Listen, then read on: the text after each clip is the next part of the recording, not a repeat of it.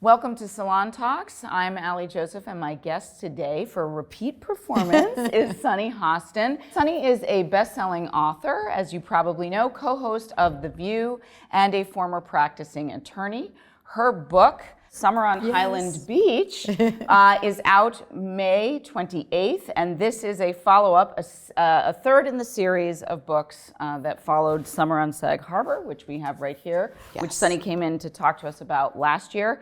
And this time, in the series of historical fiction narratives, this is based on a Black resort town near Annapolis, Maryland. That's right. So we're going to talk about it. Welcome, Sunny. Thank you for having me again. So, Olivia Jones, your protagonist, is back. Tell us, back. for folks who have not read the prior two books and have not yet met Olivia, about her and where we find her now.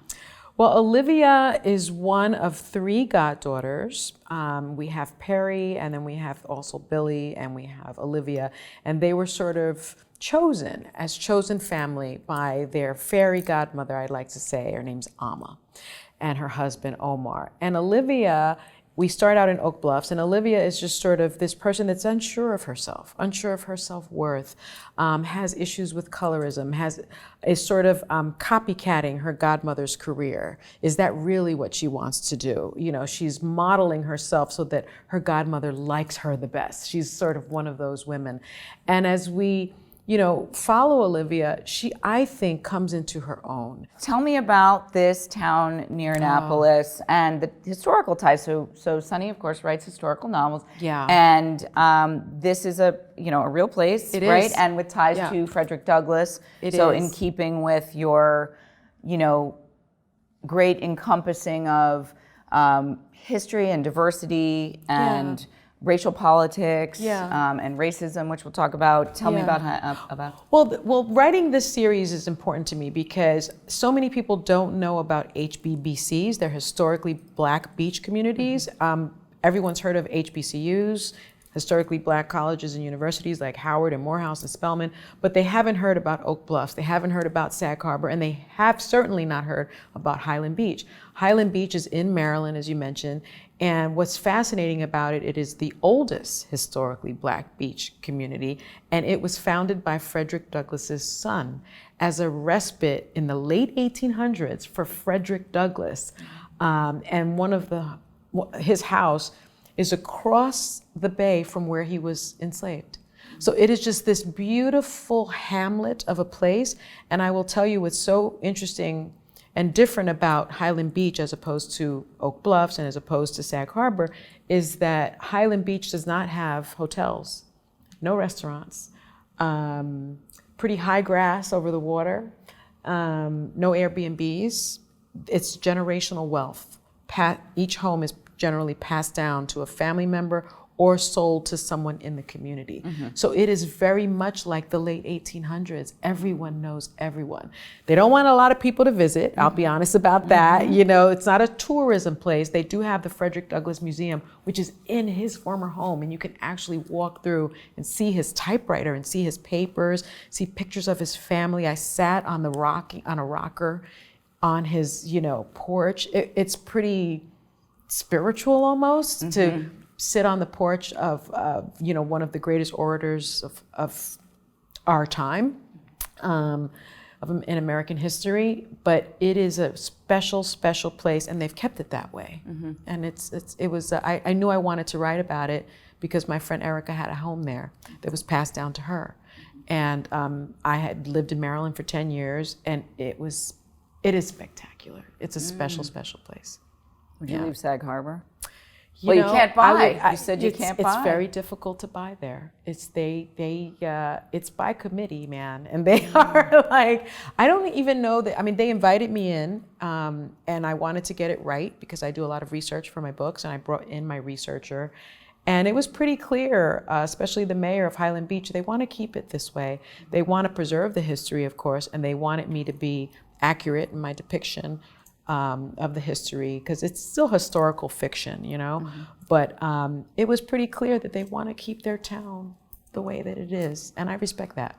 So you mentioned, and I can completely relate to the spiritual nature of what I imagine is sitting in Frederick Douglass's house. Yeah. I had an experience like that at the UNESCO Memorial in Dakar with my late mother, who was of color, and just being there and standing in the portal. I have a photo I took on film of her standing in the doorway to the passage to the Americas, and where slaves were taken out, the door to nowhere. I called the paper, and the photo, she's standing in it, and you could just feel. You feel so much pain there. You do. You feel it. But so why was this haven that was created for him a safe place from racism, and is it still today? It still is today, absolutely. It's predominantly African American, and I think what happened is that his son and a couple of neighbors, much like Sag Harbor, much like Oak Bluffs, had a vision, right? They had a vision of how do we create community and create a space where we are welcome in a country where we are not welcome. And I think that was the goal, has been the goal, and they have really maintained that goal. One of the reasons why Olivia became the protagonist in this series, when I thought it was going to be Amma, is the feedback I got from my readers. After writing Summer on Oak Bluffs, everyone, it was during the pandemic, so I did a lot of Zoom book club tour meetings, and everyone wanted to know more about Olivia. You know, they saw themselves in Olivia. They saw sort of the imposter syndrome in Olivia. And I thought, well, then let's write to it. So I write to it in Sag Harbor. I thought I kind of gave her story. Same thing. Olivia, well, who is this? And does she find her biological family? And what does that look like? And does her mother explain herself? So it's a lot about Olivia's journey. And I think this sort of buttoned it up for her, because Olivia now knows, she has a therapist, Dr. LaGrange. She now knows her worth. She is finding love. And most importantly, she is finding herself. And she's finding self-love and self-care. And I think that's something that's missing a lot in our lives, especially today, because the world's on fire. And I wanted to give people some tools, I think, to kind of mirror what Olivia is learning. Well, that's a good segue. I have a question here. I have to find it. Rather than come back to it, about self-care. I mean, you are an opinionated public person. And the mental toll of your job, I'm sure. I mean, you're on The View, you're sort of, we're an attorney, and now you argue with other points of view for a living, but not to like prevent someone from going to prison, right? Or not. And so do you think the notion of self-care is just bullshit? Or do you actually believe that what has become sort of a holistic and therapy buzzword is actually doable? I think it's doable, and I think it's necessary. You know, I was interviewing someone who has a book coming out. He's the medical director of the NFL, Dr. Tom Mayer, and he is a prolific public speaker. He actually, coordinated the 9/11 response. He coordinated a deployment to Ukraine for aid. He also constructed the NFL concussion protocol, right? So this guy's he's like the master of disasters, they call him. But one thing that he has taught me, he knows my son is a former athlete, my daughter's an athlete as well, is that you perform and then you rest after your performance. And then, you rest and then you recover. So performance, rest, and recover. I think I'm getting it right, I'm paraphrasing it. And he said the interesting thing is we're all used to performing. You know, athletes, they perform, you prepare and you perform.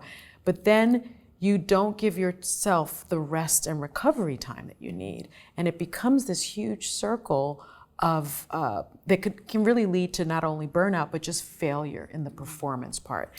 And it really struck a chord with me because, as you say, I've written 3 books in 3 years. I've actually written 4 books in 4 years because I wrote a memoir first. And the show is live 5 days a week. I'm raising 2 children. I have a husband. My mother lives with us. So I have a lot going on, and I don't do enough self-care. And I've realized now that I really need to do it. I need to say no more.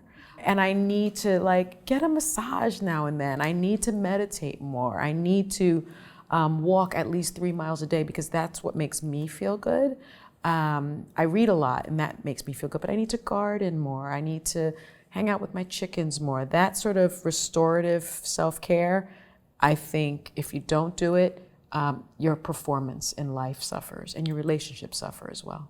100%. Yeah. But in that Yeah. giant mix of things you described, I was tired listening to it. I similarly carry a lot, with the family and kids and in graduate school now and, and trying to work and, writing final paper. Remember that? Yes, I do. I wish it was a long time ago, like it was for you. But how do you fit it in, right? So, meditation, they say, is a practice. Yes, it is. But quieting the mind, but then you're like, oh, I gotta prep for the show tomorrow. Yeah, I have to do this. So what is your methodology for?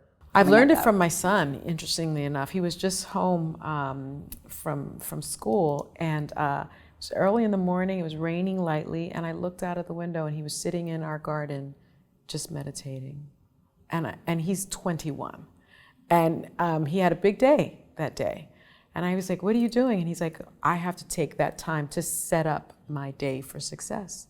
And so that's what I do now. I set up my day for success. Yes, I have to be at the View very early, but I take out at least 10 minutes to set myself up for success and settle my mind so that I am more open to performing better, right? I don't pick up my phone first thing in the morning. I used to do that. Now I get up and meditate for at least 10 minutes if I can. Your mind doesn't have to be quiet, actually. I just learned that recently. Your mind can be racing, but you just take the time to try to hone in on something. And then I start my day. And I don't look at my phone until about 7 a.m., which I know for most people sounds crazy because that's still early. But I used to look at my phone at like 5:30, 5:45. I don't do that anymore. And I set myself up, and I have boundaries now in terms of time. I write at night so that I can spend the evenings with my family. I get up very early so that I have time to maybe practice yoga or meditate, take my long shower, go feed my chickens, have my matcha latte. I do all these things, these sort of self-care rituals, but I am kind of formulaic about it. I'm kind of crazy about that. Like I won't let anything interfere with it anymore. It's not crazy. It's called structure, people. And, I do. I'm fanatical about it now. Well, good for you. Yeah. Sunny says, dig in the dirt and don't pick up your phone. Yeah, don't pick up your phone. Dig in the dirt. And feed a chicken. And feed a chicken and let the rain fall on you if it's raining. It's good. And good job, Mama. It's all that boy. It's all that boy. It's that good boy, and you. it's that girl. They both. This generation, Gen Z. People have a lot to say about them, but boy, do they know how to care. Put themselves first and care for themselves so that they can be better people. Since you mentioned the children. Yeah. The college admissions process is so different now than when we were going. But I do have a child starting that process. So what are your, for those watching who do have teens, kind of embarking, what are your quick top tips for supporting a teenager through this arduous process? I mean, I saw that New York Times article the other day, the absurdity of financial aid and everything. It's really difficult. I think you let the kid take the lead, which is what I did. I think finding deep joy is really important because if you find this deep joy and it meets sort of a deep need in society, you're walking in your purpose. And so my daughter's joyful about art. She's joyful around painting. And of course, my husband starts looking up statistics because he's a doctor, and he's like, it's the #1 degree that leads to unemployment. And I'm like, yeah, but she finds deep joy in that. And so let's let her take the lead. And we also provided her any support she needed. I'm a writer. She didn't want me to review her essays because that's how kids are. So she had some aunties that she felt a little more comfortable with reviewing her work, and that was fine. She had her art teacher at high school sort of looking at her portfolio. She didn't let me pick the ones I thought was the best. She picked the ones she thought was the best. So I think the kid takes the lead, but I do think that you need to provide them tremendous support. The SATs and the ACTs are very difficult. I think we can all remember that.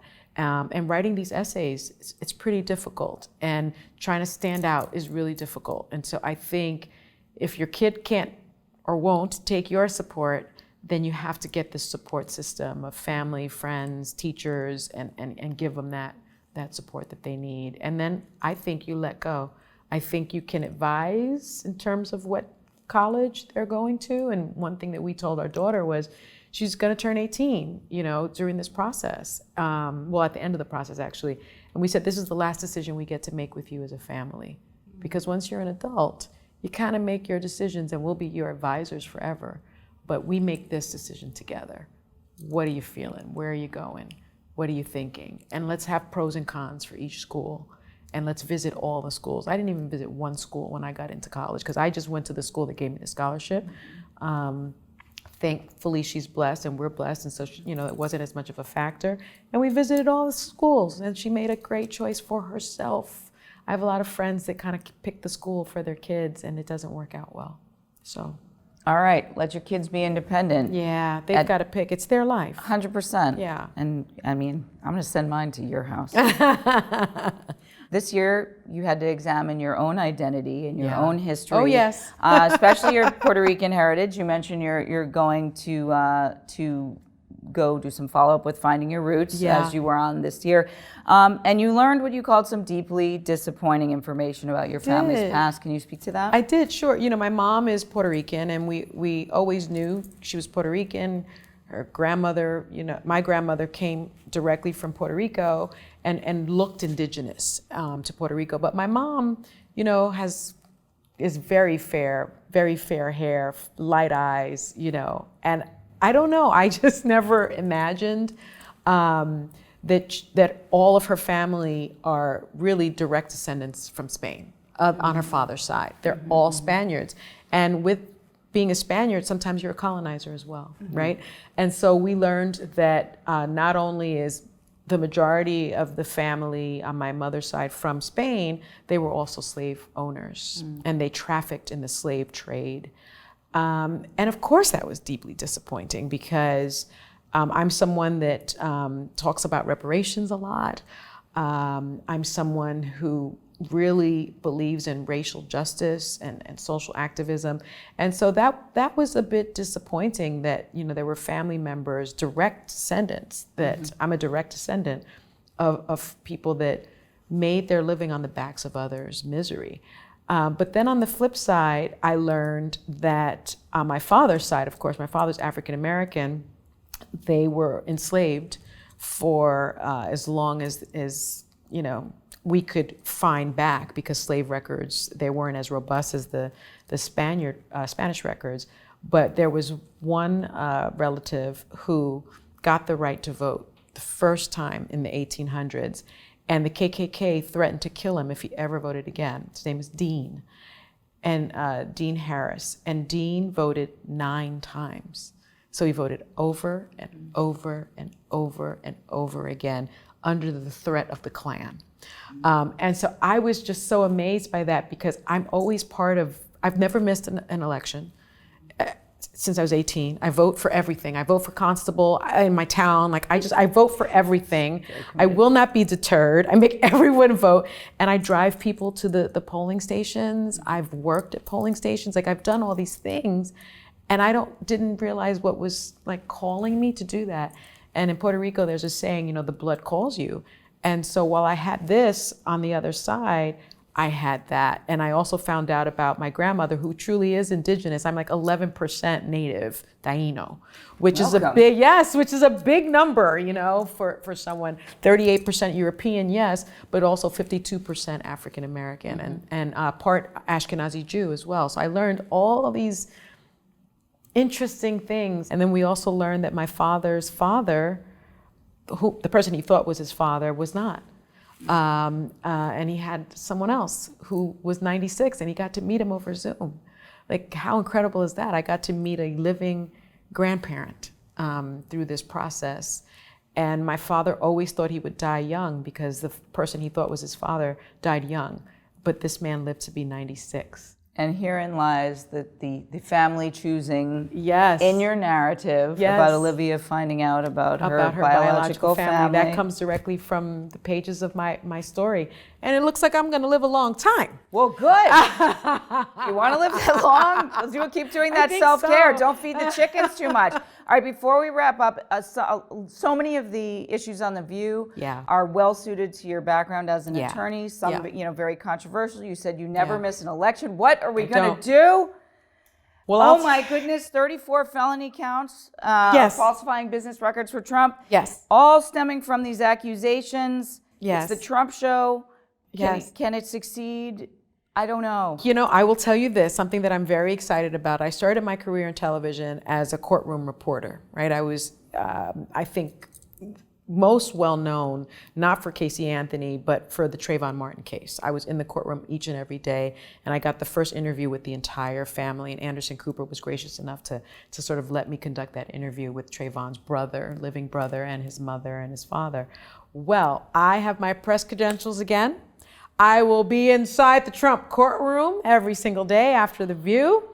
I will be letting people know what I think, about what's going on. I'm really excited about it. I actually think if you look at the stats, if you look at some of the polling, not everyone believes in the polling, but 71% of Americans believe that if he is convicted, he should go to jail. You have moderates and independents that are saying, I will not vote for him if he is convicted. And so this trial, people are like, it's not really a big deal. The most important one is the January 6th one, and that's not going to be until after the election. I think this one is a big deal. It's a big deal enough that I'm going to be there. It's a big deal that people are paying attention, and it's a big deal that Donald Trump has already been fined, 9 or 10 times, because he's so angry about being held to account. He's been found in contempt and fined. I think yesterday was 10. It was 10. Why does he get 10 and tries? Most people don't, but he is a former president, and there are logistical problems with putting someone in jail, but the judge made it pretty clear that if he has to put him in jail, he will. And I think that makes a statement, right? No one is above the law. And so this is the first of 4 trials that he has. And I believe the American people are tuned in and watching this. At least I will be. All right. Me too. We're going to wrap up. Sunny, thank you so much for joining us again and coming back. Thank you. Sunny's new book, let me not spill the water, Summer on Highland Beach, is out May 28th. And you can pick it up everywhere books are sold. And keep an eye out, too, for the series that's being developed, I believe, on Prime Amazon. Yeah. With Octavia Spencer? Yes. I'm going to be watching that, and I'll be looking for your reports from the courtroom. Thank you. Thank you. Thank you for watching Salon Talks. Be sure to subscribe as we feature some of your favorite artists, authors, and more. And while you're here, you might as well watch another video by clicking right here.